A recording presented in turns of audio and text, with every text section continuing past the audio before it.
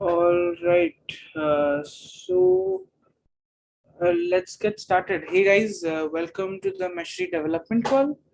To kick off the call, let's start with introductions from newcomers. Toby, I'm guessing this is your first Meshery development call. Would you please mind giving us a small introduction?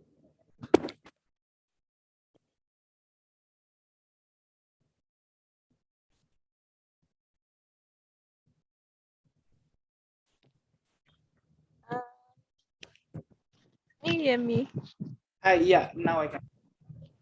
Okay.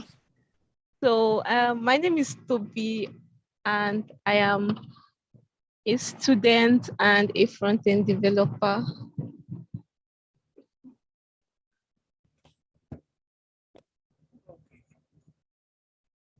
Hey, okay. All right. I think a little bit of that got cut off, but hey, welcome to the community. Yeah, thanks for giving us an introduction.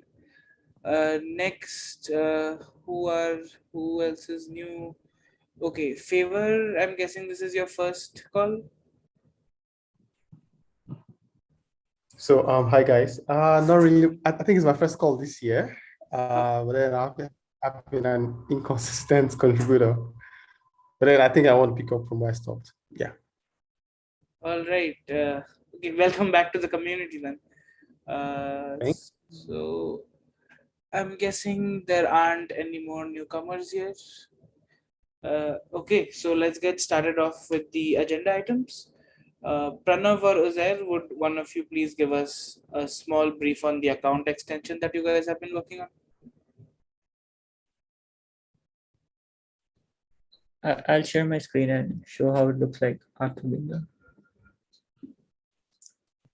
So, like as always, I was talking about extensions and remote providers. So whenever we log into Meshery, we get this screen which asks for the auth provider we want to use. Then when we choose it, then it takes the information from the auth provider and provides it to Meshery so that we can log in. And that's necessary so that our information gets persisted into the remote provider like Meshery Cloud, so that whenever we come back next to the Meshery, our things get saved and we start from where we left off. So I was working on this new extension that is account, that basically give us access to different things which we do in Meshery. For example, an account overview, which talks about the Kubernetes clusters we have, which I have ever connected to this to Meshery, and my application which I've used so far, or the designs I've made with Meshery or Meshmap.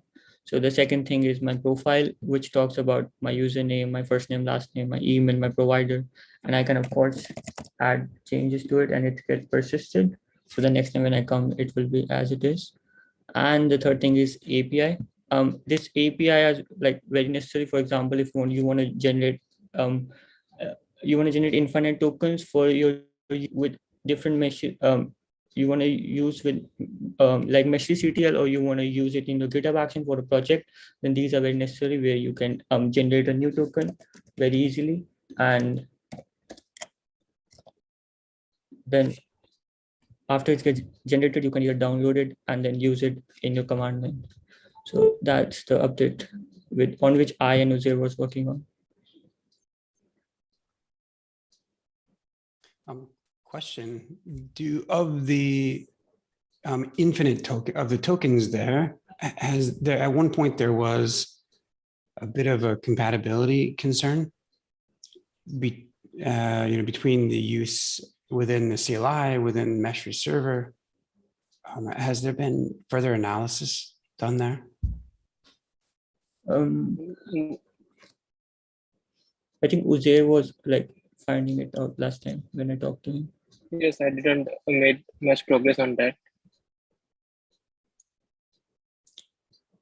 Okay, so that's a critical item. Like, or if it's dysfunctional, it's probably something we should keep at the forefront of.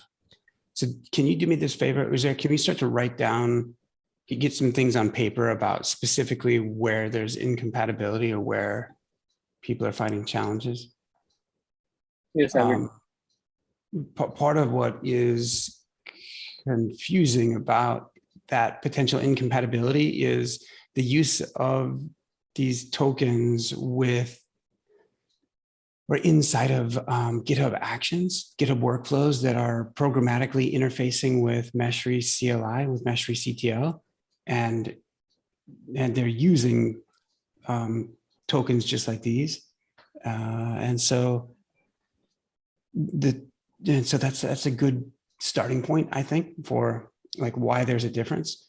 I'll note that I believe for the GitHub Actions that are using a token like that, some of them are using a service account, and that it might be worth noting the role or lack of roles that service account has.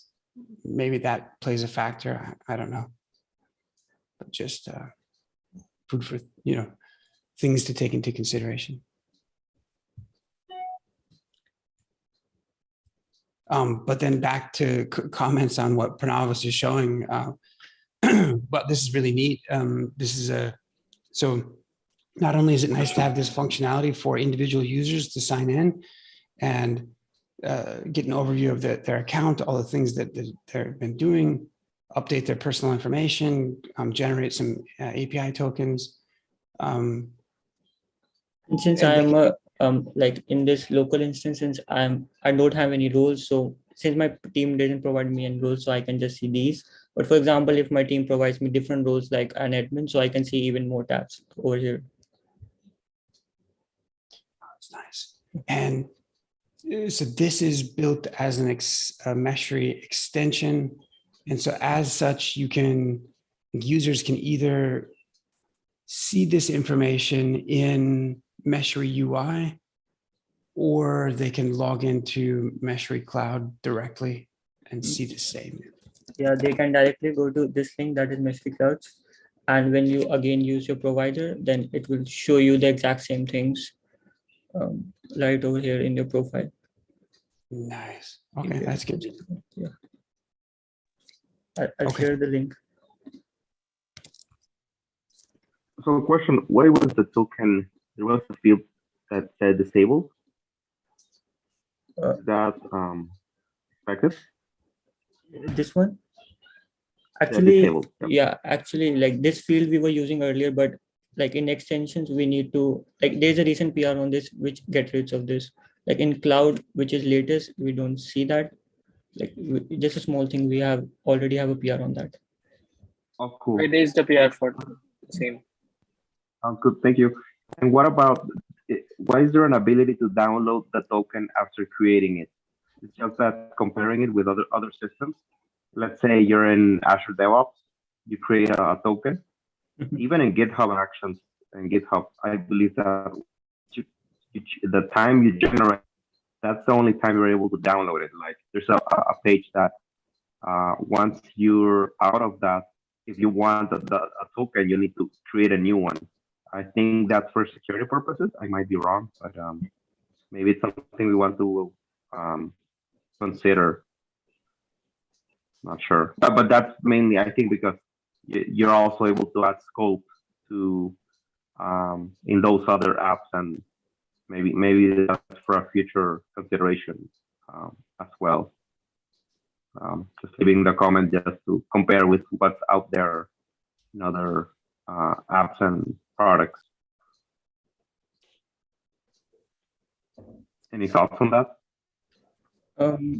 Actually, these tokens are downloadable because these are infinite tokens. So like, for example, like if you in your GitHub Actions, when you're using them, then those usually like are performed on a weekly or a daily basis. So if that token is expired, then you have to generate a new one. But these are like, you can directly use them infinitely. Like currently in our GitHub Actions, we use similar infinite tokens. So that's the reason like we can now download it. Like earlier, there wasn't a feature like download.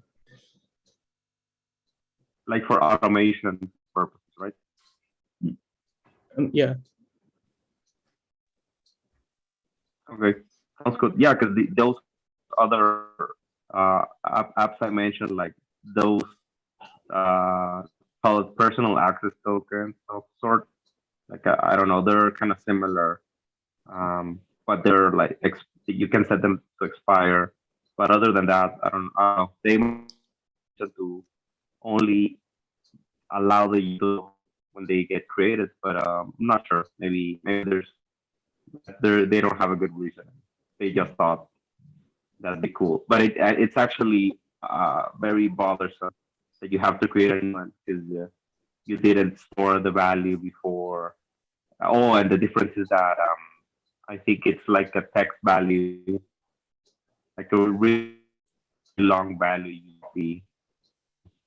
And here we're loading a file. Well, download is it a file? In this case. Actually, your voice is breaking. Can you please repeat? Hello.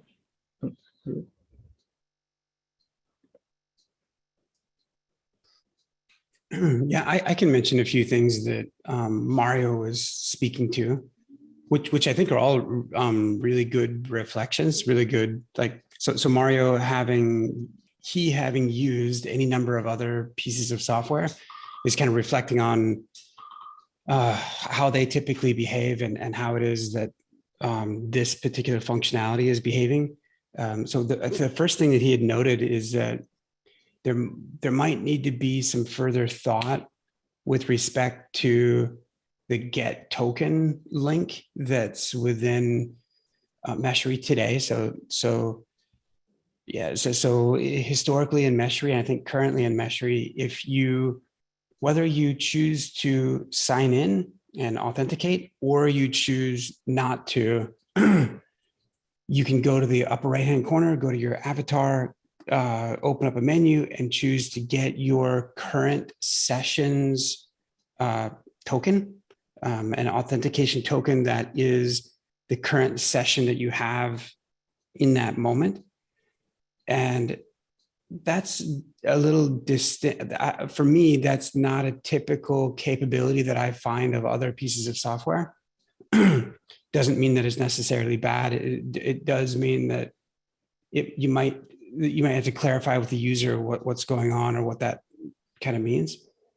There definitely are pieces of software out there that let you just go get your session token, let you go look at your sessions, go kill active sessions. You could go to your Google account and see open sessions that you've had, where those sessions were dialed in from, what type of machine they were on, maybe kill those sessions.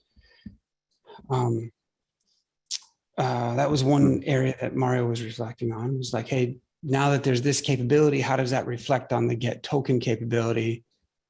How are they distinct, and should both of them persist, or should the first one be updated, maybe the verbiage being changed? Some of the language that was used in here in this discussion was the concept of infinite, and that might need to be something that could infinite or session-based token or something to help clarify the difference between the tokens, something for people to think on. Another thing that he was saying was that, it's different pieces of software have different APIs and different authentication systems. And so, but commonly you might find that if you go create a token, that there's a couple of experiences that have kind of become common. Like you create a token and there's this transient moment in which you're shown the details of the token. Maybe it's two things. It's the secret and the passphrase, or the secret and the API key, or I don't know. It also is common. And so then you wouldn't be able to recall that later. Sometimes software will give you the ability to set an expiration date or time in that moment. So other things that you might find elsewhere is scope, the ability to assign scope to a token. So this token is generated for this purpose, and you can label it like the purpose that's there. And also So this is an all-powerful token for now, right? Correct. Like a pseudo. Okay, and the other difference mainly I want to add is that you usually get a text value that you copy, and that's kind of the secret, and you paste it wherever you want to it. And this is a file, so it might be worthwhile comparing, right? With just getting a file and or you have to to manage your file. Potentially to present to the user the contents of that file so that they might copy it. Sometimes it's helpful to have it as a file. It kind of depends. Given the length of this one, anyway, it might just be another action to copy to clipboard. Yeah, it could be an alternate path. You're right. And so this gets deleted, so it is would it no longer work if it's used? Like, are we actually managing the making it, like revoking it? Would it still function? Like, of course, it'll stop being in this screen, but the actual value or the actual file, will it still work to authenticate and to because that's a security concern. I think that's one of the most important aspects of this, like to actually revoke that from being a valid way of accessing Meshery, because it's no longer there, of course. But what about an existing one that was downloaded? Would it still work? That's the question.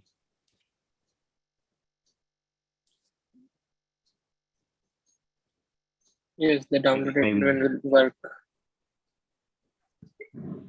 So it keeps working even though it's deleted.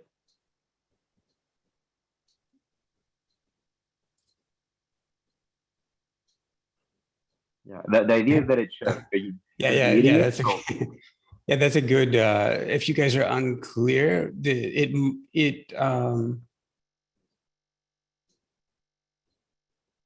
guess that's it. Yeah, that's something needs. So I'm going to take notes. This is good feedback. I'm going to make sure that we get the notes on paper. I'm like, wait, I work at F5, so I'm supposed to be like security first. I don't know. We just have that really clear as like security, secure development lifecycle and like certain practices.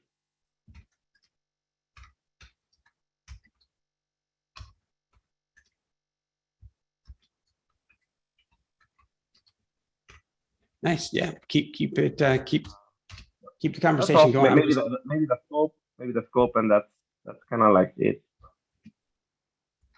It doesn't have to be part of the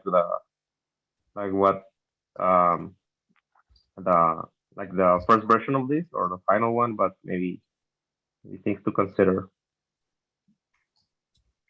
Hey.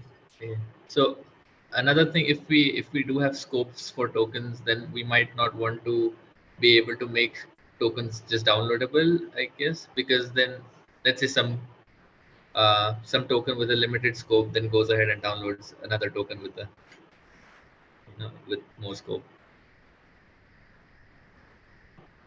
Oh, good point. Yeah, maybe. Yeah, part of having a scope is to have permissions. So there should be a permission to grant or not grant. Let's say grant or deny creating more tokens. So that's a good point. Yeah, if it's not there, it would be pointless. Like, let's say a limited token could be used to get a more a less restrictive token, right? So, well, of course, that should be part of the design. Not allowing that and might require more design and thought of. Good point.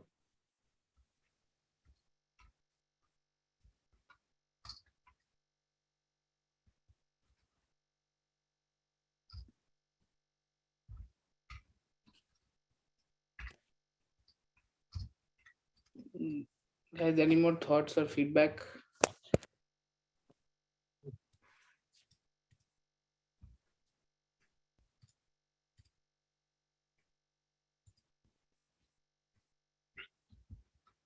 All right. So then I guess we can move on to the next topic. Thank you, Pranav. Thank you, Mario.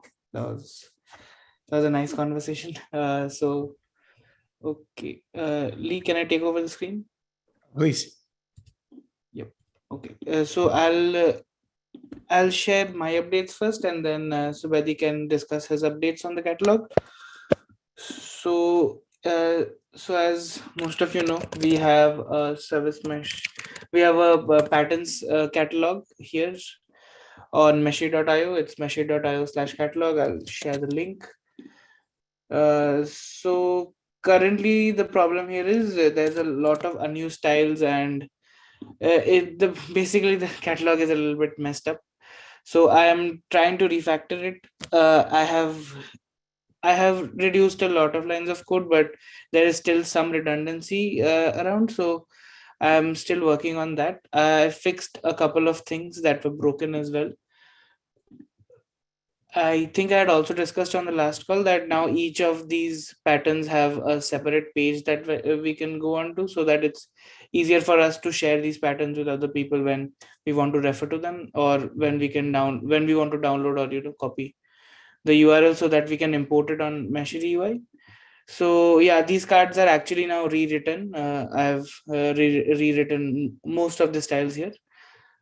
And yeah, that is my update on this side, and I'll be working more on reducing redundancy here.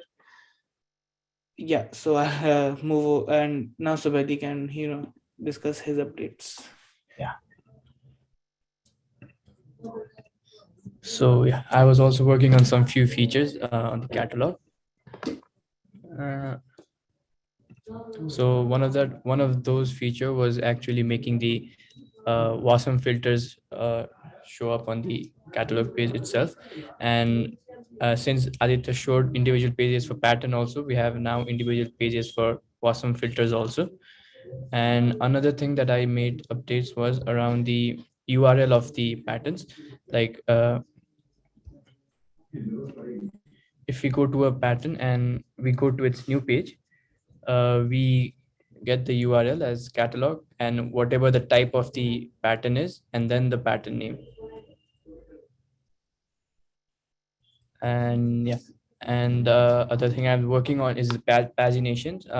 Earlier, my approach was to use Bootstrap, which I had been using in this SMP dashboard. But since in Meshery.io does not use Bootstrap, so I think I will.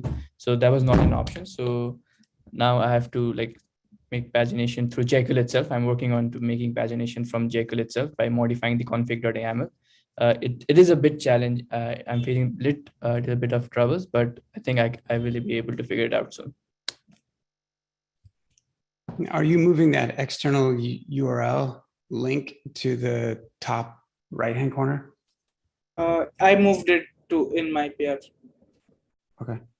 And I also switched the cross and the label, because that's how we have it on the cards. Yeah, one more good feature might be to close the modal if we click outside the modal itself. I'll add that.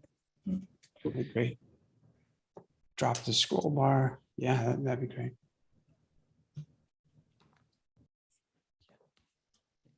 That was it. Nice. Give some padding in between the graphic in the center with the filter number. Oh yeah. Maybe have like the Meshery 001 and the filter 003, put into the same position in the lower right-hand corner. Yeah, that should get fixed when my PR goes through, because I have new cards in place. So nice. Yeah, that should that should fix itself. Otherwise, otherwise I've not been working properly. At some point too, you might find it somewhat simple to add the label where it's a WASM filter or it's a deployment or traffic management, to be able to click that to filter as well. Yeah, we have a similar sort of label on the blogs page, so we'll probably be reusing that component here, and then we can make the labels clickable. How are we looking on mobile view? So mobile view, so I saw your comment where you said the filters are not there in the mobile view. So yeah, that's what we had decided before, but now we can have the filters there. We can just put them inside a collapsible and then have them collapse inside mobile view. Just like layer 5 blog website. Yep.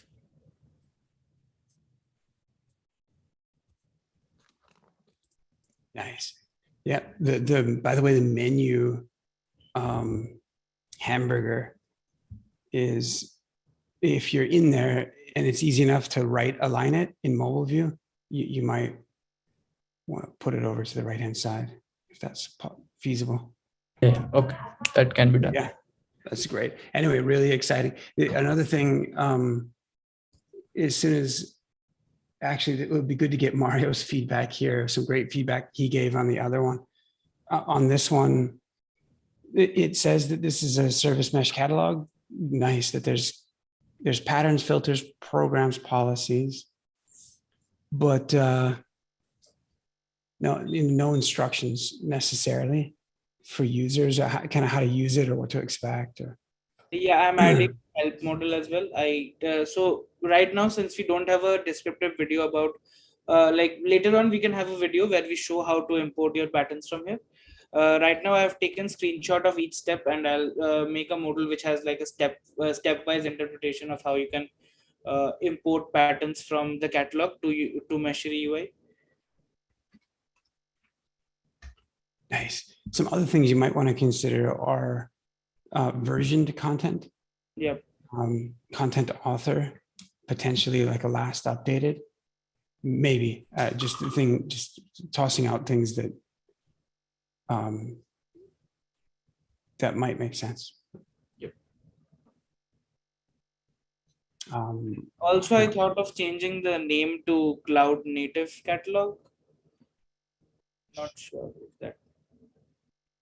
yeah, because some of these things you wouldn't necessarily have to have a service mesh to run.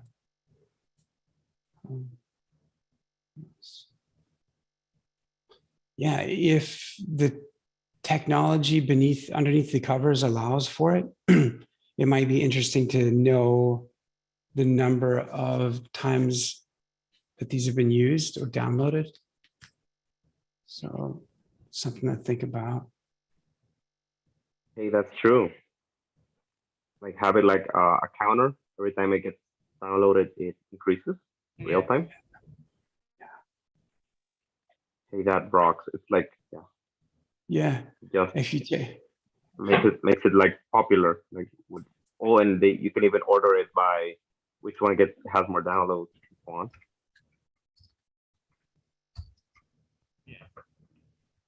Yeah, that is actually a great suggestion. We can have a click counter on the download button, and maybe even on the copy URL button. But the download button makes more sense. Right? The number of times that it's been downloaded. And what about copy URL? Wouldn't it be like share? Or well,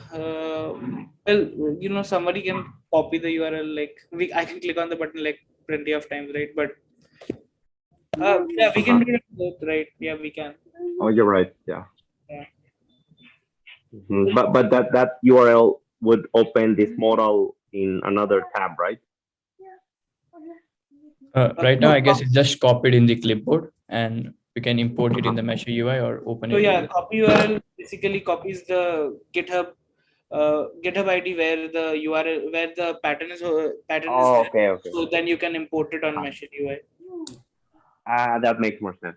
Yeah. Cool. So any more thoughts or feedback? Yeah, to the extent that these same patterns are, I'm sorry, the same content is presented in Meshery's UI. Actually, I think that's about my whole question. Is just like think about that and what effect it may or may not have on a download counter or on any of the things that we just said. If users are navigating the catalog from within Meshery's user interface, which I thought is more or less what Meshery UI has for. Meshery UI has something very similar to this. I don't know that it has all of the same designs and filters preloaded. I think it has most of them. So in essence, pre-seeded stuff, it has them.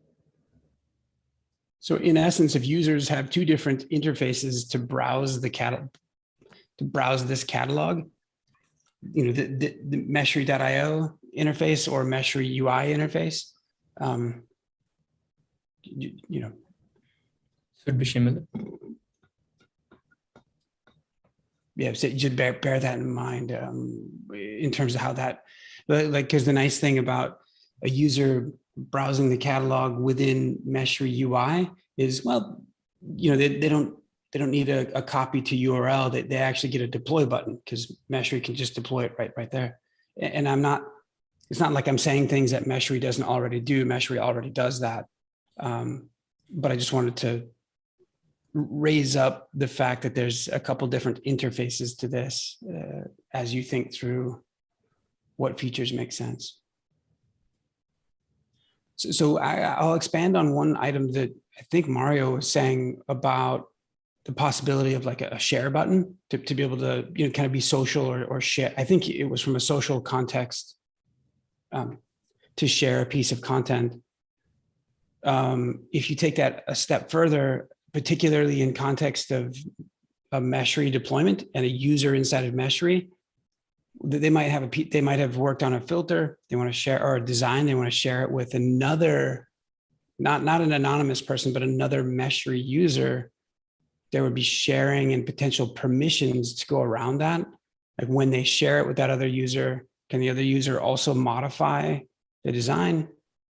Or so things that that's a big question, but just stuff to consider, think about.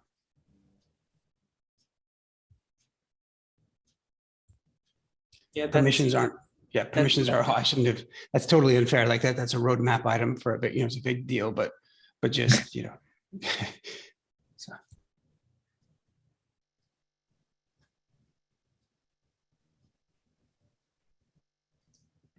All right, then. So we can move on to the next item. What do we have next? Okay.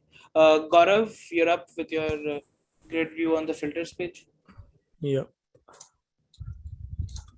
Okay, let me share.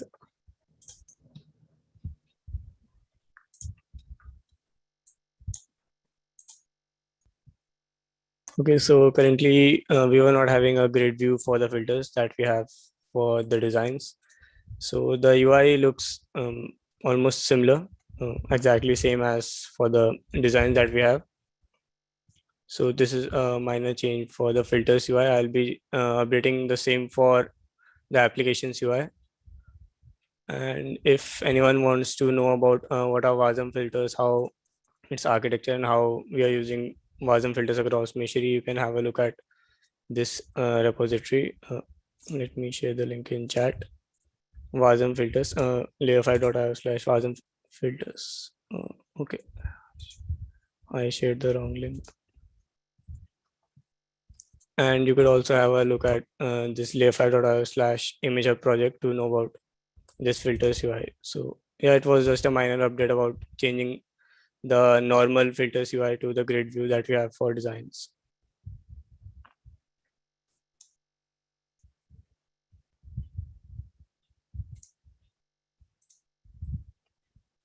And so Gaurav, is there a delete button or an undeploy is maybe not a thing? No, yeah, we don't have an undeploy, but we do have a delete button on the cards. Okay. And if people wanted to perform, like delete multiple filters at a time, they would switch to the table view to do bulk actions. Bulk delete is only supported on tables view. Okay. Okay. Yep. Abhi has a question. Do filters have text? In text, what do you in what context do you mean by text? The YAML that we show. Yeah. Yes. Okay. Yeah. Yep. It has. So if you go to local provider, it shows the it shows the YAML, I guess, but for not for the Meshery provider.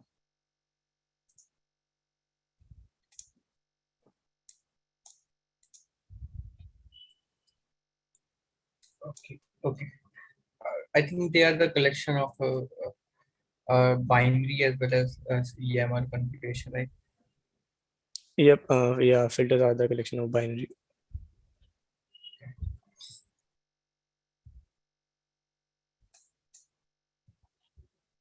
Yep. That was for the filters UI. So yeah. All right. Any thoughts or feedback there?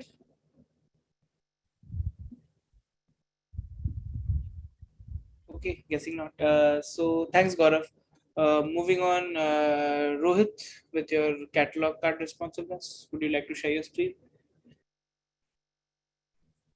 Yep, I'll share my screen. Thank you. Yeah, so if when Aditya and Aditya was sharing a screen, the tooltip wasn't aligned properly, right? So I actually was tasked to align the tooltip properly. So I just did that in my PR. There's still some artifact that I need to still figure out what is going on with there, the small artifact. And then there was also a responsiveness issue that I had to solve. But then, yeah, I just solved that as well. For now, it's working.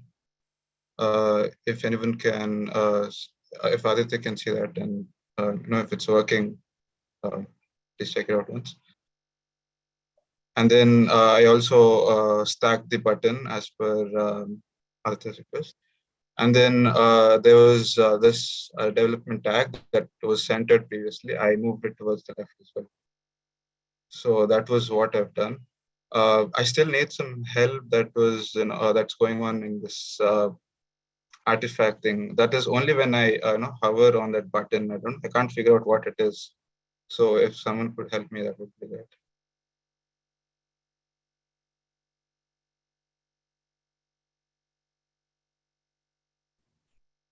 That's it from me, I guess. Looks good.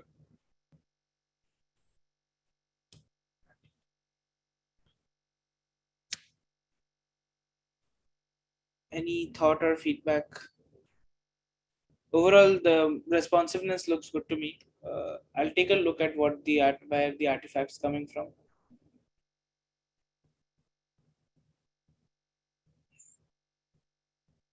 Okay, so no comments there. So moving on, Gaurav, would you just give us a small run through of the? Yeah. Quickly, I'll. Yep.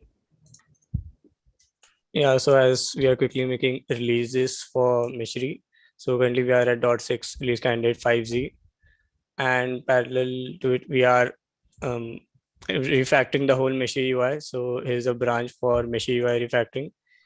So in this Meshery UI refactoring, we are following some of the guidelines and proposals. So we'll be using React 18, Metal UI 5, and Redux as a state management tool. So we do have a spreadsheet to track of the different components. So let me share the link in chat. So if you are into front end, love doing React and JavaScript stuff, you can pick up any of the components from the Meshery UI and add your name against it and start working on it. So if you need any help regarding setup or like any of the thing, you can go through the readme of this branch, or you can ask for help in #meshery-ui channel. So yeah, that was a quick intro about Meshery UI refactoring. Yep, over to Aditya. Great. Thank you, Gaurav. Next up, we have Subhati with the individual sorting columns and integration tests. Yeah, I'll give a quick update. With the I've used a jQuery library table sorter to actually achieve that, but there are some caveats for the sorter. One of which is the actual arrows are not showing. When we click it, it's only showing. The sort is happening, like it's happening according to what we need, but there are certain things like this arrow and the opening of the information toolbar. It's like we open this toolbar according to the ID, but when we sort it, it gets jumbled up. So I need to figure out that. And yeah, that was a quick update. Like I started to, the sorting is happening, but still there are some still caveats that needs to be fixed.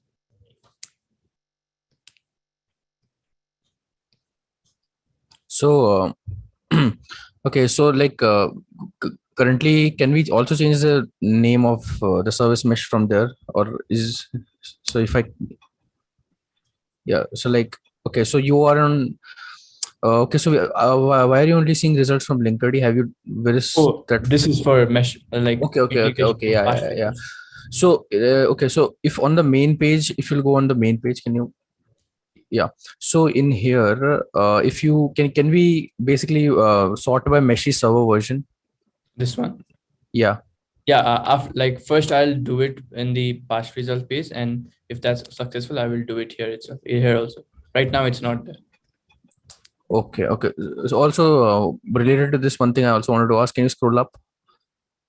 So these yellow bars, why is that a stale percentage or?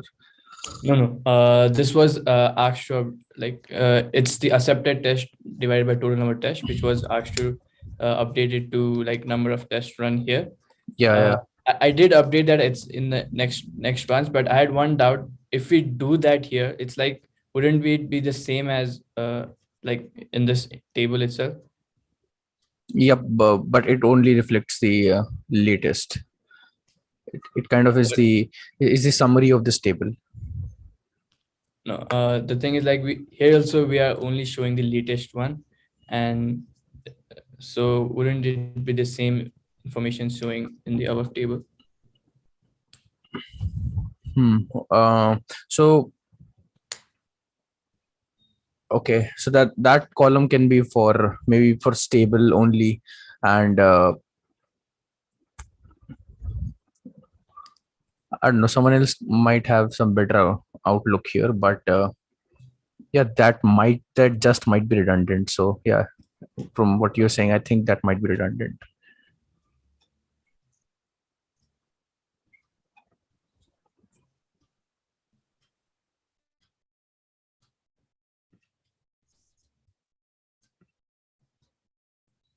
Or maybe if we plan in future to move this compatibility matrix in a different page, then I guess it will not be redundant.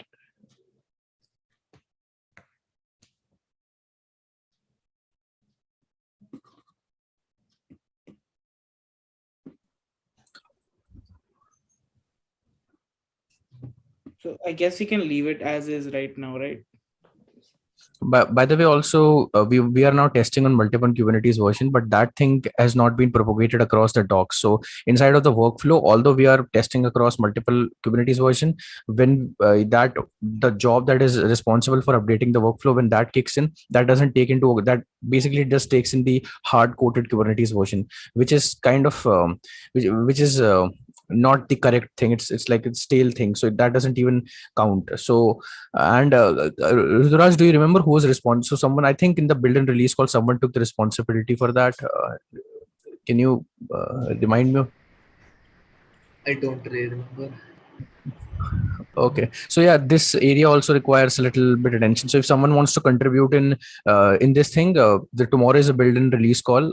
So please come do join there, and there we'll discuss a little about this compatibility matrix and having more Kubernetes version here. So there you can have your first issue for good first. There you can have your good first issue. So I think because this call is just about to end, and this would require a lot more thought. So that's why I think this is better to shift in the build and release call for tomorrow. Yeah, all right.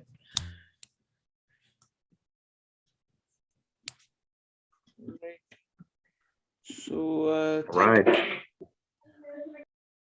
Maria, were you going to say something? Yeah, I was just saying that, yeah, do join the build and release meeting. Quality and releases are fun. That's all. Okay. All right. Moving on, we have Ashish's topic regarding enhancement in the operator and messing GraphQL subscriptions. Yeah, that also might require a lot more time. So if there is basically the topics that are below me should go first if there are prominent, and if that's more. If they're not prominent, then I can talk a little bit about. You probably have the last prominent topic, so you'll have to go. Okay, I'll go then.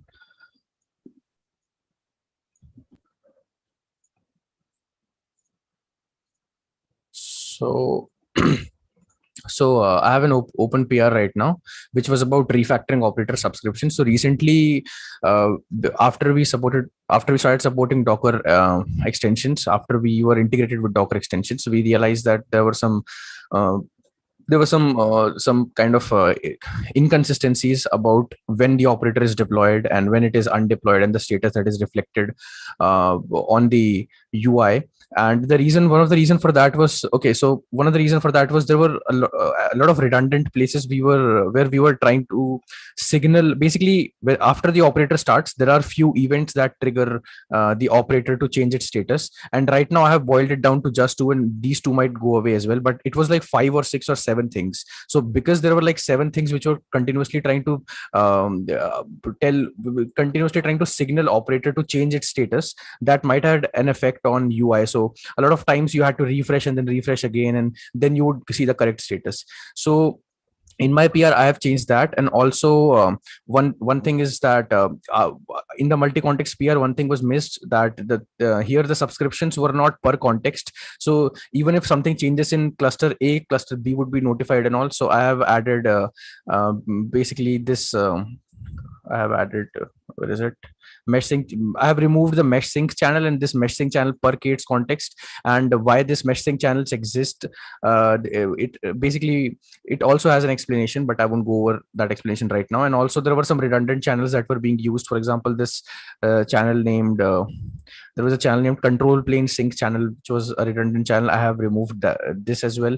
And this is still a draft PR. Few things might change here and there. And on this particular doc, I have reflected the current in these 3 points, the current state of subscriptions is being reflected. This might change subject to what is the desired system flow. Yes, there are some failing tests, but I'll look after them after we have finalized on the changes. So I have linked the PR on the doc, and also the document where there is this. I have basically I was making the changes on this particular document as inside of the meeting. Okay, is my screen sharing paused? Because it says screen sharing is paused. Can you see my screen? Yes, on GitHub. You're still on GitHub. Yep. Okay. Yeah, I did change my tab, but okay, just give me a second. Yeah. Can you see the doc now? Yeah. Yes.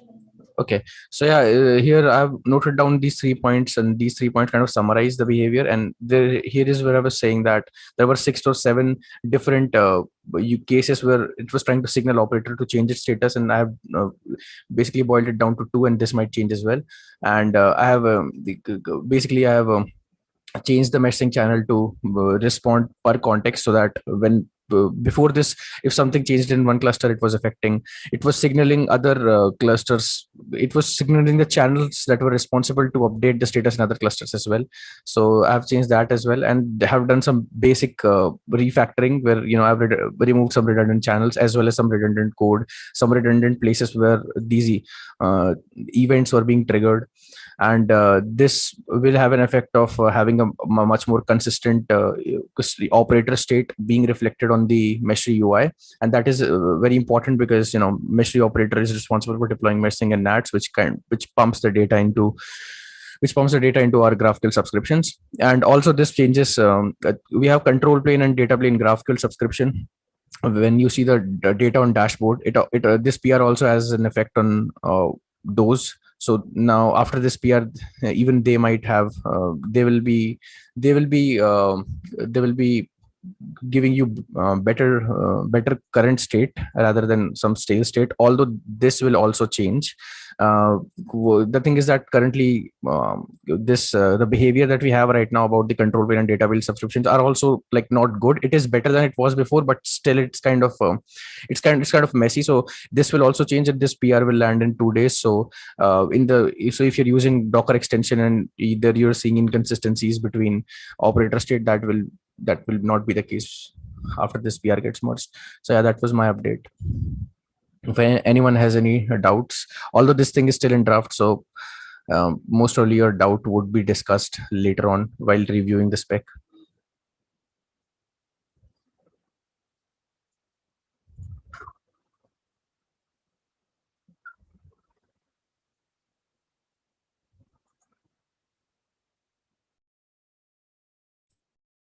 Yeah, just for my part, this some rework is much needed. I haven't read the spec or looked at the PR, and so I don't think that we should do that until three or more people have reviewed and approved, because this has been updated any number of times, and so we want to try to get it right on this go around. Yeah, this is great. So currently Nitish is assigned to review. Our others, we want to make sure we get a couple of others, if you can identify those people. I think Ruturaju might be able to help on that. Yeah, I'll look into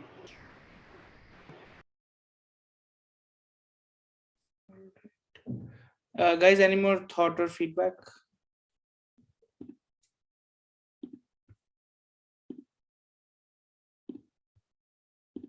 I'm gonna take that as a no. Okay. So since we do have time, we can discuss the next topic as well. So there were some enhancements that we made on the extension recently. Nitish, will you give a quick update on all the enhancements? Yeah, sure. Or if Yeah, so the first thing is like, okay, you can see that Aditya already has that on the screen. So I'll just use that. So recently, like there were some enhancements that are made to the Docker desktop extensions for Meshery. So first one is that, as you can see, like we now have a logout button over here, which like previously we did not have this logout functionality in the extension. So right now, as a user, I can actually log in and then log out. So I think like that explains itself. So I don't have to go with that. And then like so there were one more enhancement, which is so actually like we were using a token. So there is some workaround that we are doing in the Docker desktop extension, and which is actually, so there something has have to be managed regarding the tokens and stuff. So yeah, right now like the one issue that we were facing earlier and now that we are not facing is that so when you actually log in using like in the first screen that you see on the Docker desktop extension, and then like if you go inside if you click on launch Meshery, which will take you to the whole like Meshery servers thing. So like you would have to log in 2 times, so which was kind of like a no one would want to do that. So right now, after these changes, like you can just log in once in the first page that you see, and then like the same token would be used for the second, and the same token would be used for Meshery as well. So yeah, so I think like these are the main updates, right? Aditya, did we miss anything? Yeah, and now the adapters also show up when they are like they only show up if they have they are successfully running, otherwise they don't show up anymore. Probably we'll have to put something like empty state. That some of them are not running. Okay, and also like I'll also discuss about like one more update that I have made regarding Docker Compose things. So if you guys don't know, like now Meshery can actually convert your Docker Compose files into Kubernetes manifest and visualize them using mesh map, and we can internally like we can use the Docker Compose file to manage your infrastructure. So with that, like we used to have this okay, so this is sort of like the way that we identified a compose file was there was a small mistake in the logic, and because of that, like we yeah, it has been happening that all the pattern files would be treated as a Docker compose file. So yeah, I just made a fix for that. Yeah, although like the logic right now, the logic that we have right now is not is also very fragile, but it is actually a little bit more stable than the logic that we used to have. But the ideal approach would be to actually use the spec that Docker has provided and then like validate based on that. That would take some effort. So that's why we have not yet done that. But in the future, like we'll actually have a more refined way of doing it. Use the spec and validate the stuff. So yeah.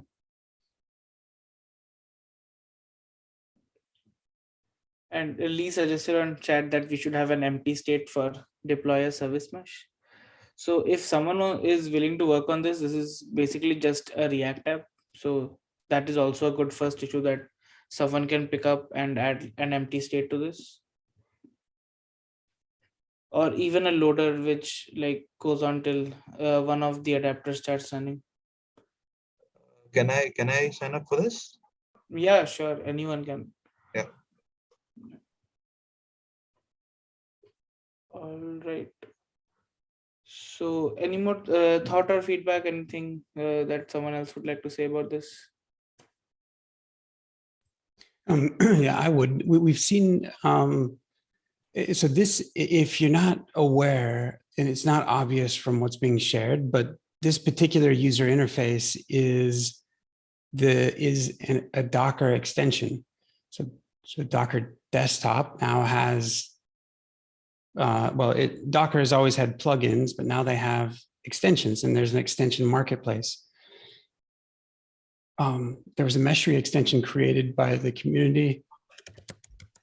It's now available in the marketplace. There's like 15 or so extensions that are approved and in the marketplace, and I'm sure that will grow. And so it's that extension is like one of the easiest ways, or it is the easiest way to deploy Meshery. And we've seen a significant spike in the number of new users coming to use Meshery through the extension. And so there, just a little bit of context about this particular interface. Just as Aditya was saying, the UI for the extension, this one, is quite straightforward. It's quite small. And so I'll put a link to where it's located in the source code is located. So yeah, just more context. All right, thank you, Lee. So I think, okay, right, we are right on time. So yeah, if nobody else wants to say anything, we can end the call here. Yeah, I was just taking a moment so that if anyone wants to say something. Yeah.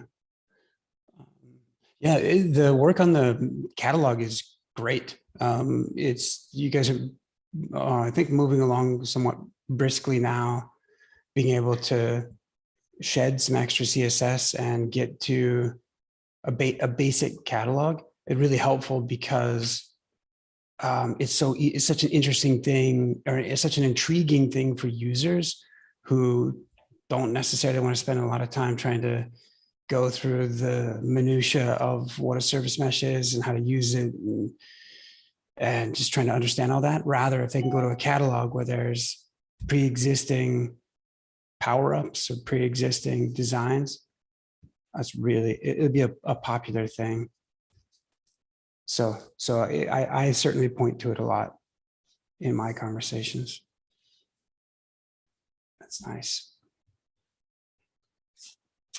Yeah. Okay, thank you. So, okay, thank you all for joining. I'll see you guys next week at the same time. Bye all. Bye-bye. Bye-bye. I guess. Oh, bye. Bye.